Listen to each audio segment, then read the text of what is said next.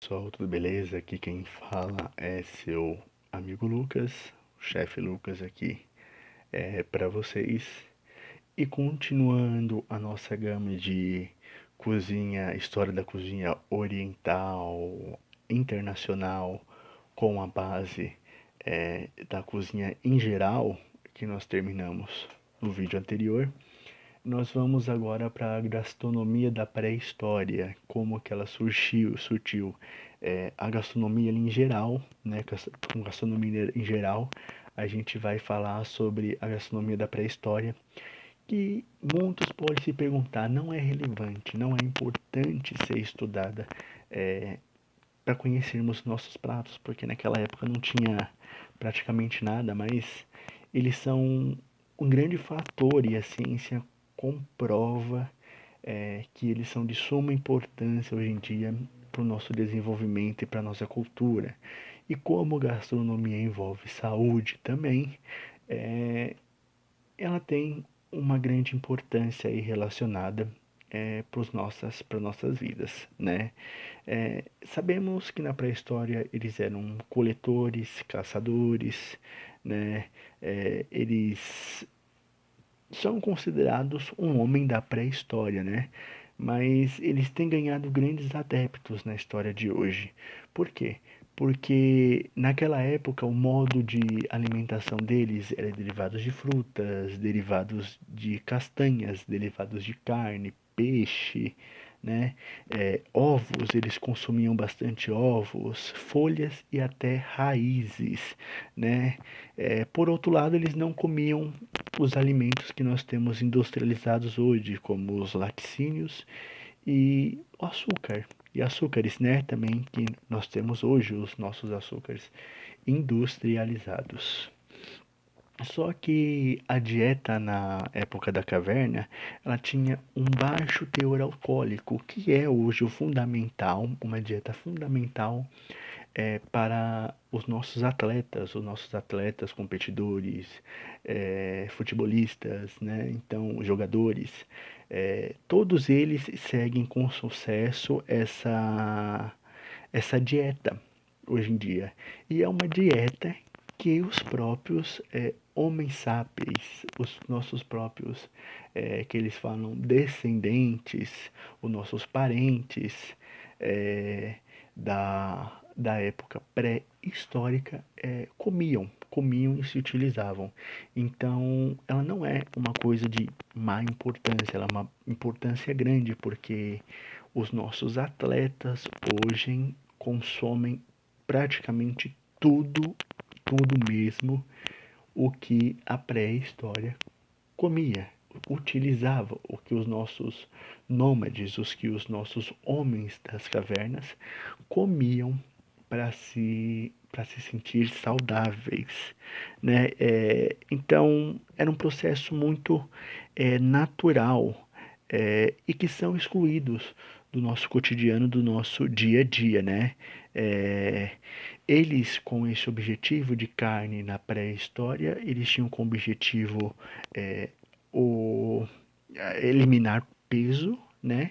E se manter numa rotina muito mais saudáveis, que é o que nossos atletas seguem hoje.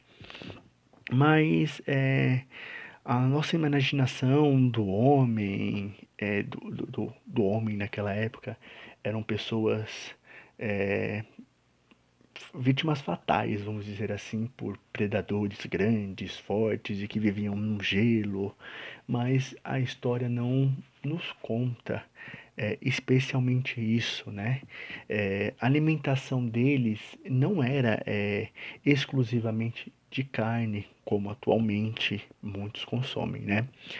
Durante um enorme período de tempo aí que surtiu, né? Eles se alimentaram, eles se tornaram elementos muito emblemáticos para a nossa gastronomia aqui hoje, nossa gastronomia dos nossos tempos. O pão, por exemplo, o pão ele foi criado há cerca de 8.000 anos antes de Cristo. Então, o pão já foi realmente um método criado para eles de grande consumo. O vinho, que é um paladar excelente para hoje em dia, foi criado 1000 anos antes de Cristo. Então faz um bom tempo, já tinha passado da história deles, né? É, mas também há forte evidência que cerca de 7 milhões de anos nossos ancestrais eles consumiam o que principalmente? Algo que consumimos muito hoje, que são legumes, répteis, ovos, e principal que eles falam ovos, eles possivelmente comiam muito ovos, aves, roedores de pequeno portes, né? Raízes, insetos, alguns tipos de insetos, mas vamos pular os tipos de inseto que são poucas regiões que consomem insetos hoje em dia. Então, os nossos antepassados, que são especialmente os neandertais, que todo mundo fala, né?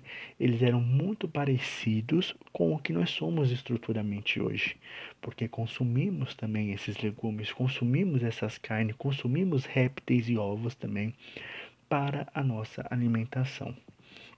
Nós humanos somos com termos científicos como Homo sapiens, né? Mas incluindo esse tempo desde o início, né?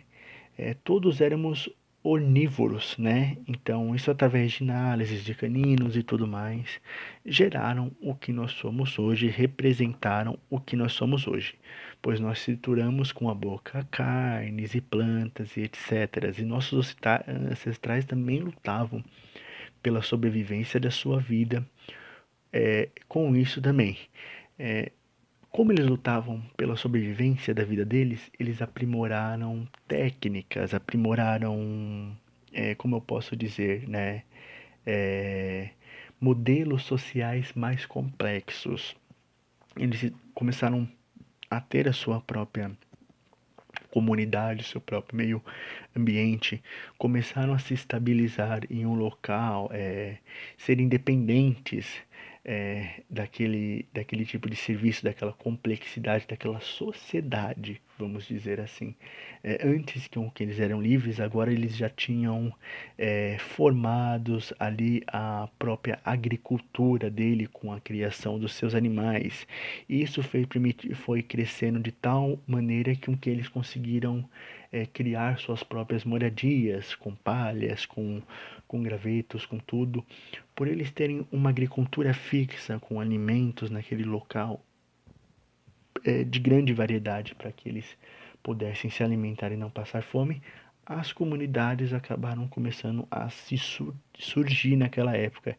E naquela época eles já começaram a ter como principal alimento a caça e a pesca. Só que nisso daí eles são divididos em três grandes períodos, que é o período aqui que eu vou ler para vocês, que é o Paleolítico, como é mais chamado como pedra lascada, o Neolítico, que é pedra polida, e a Idade dos Metais, que já começa a se desenvolver aí grandes indústrias e tudo mais. Mas vamos falar no Paleolítico, que ali eles já eram considerados como seminômades, não eram nômades ainda, né? Mas já eram considerados como caçadores e coletores, de qualquer forma, né? Então, esses homens naquela época, eles eram contemporâneos, mas já contemporâneos ainda do mamute, mas eles já viviam da caça e da pesca, né? E sabiam também usar o fogo. Então, naquela época, elas já usavam fogo para para assar os seus alimentos. As carnes, elas eram coccionadas, todo mundo fala, né?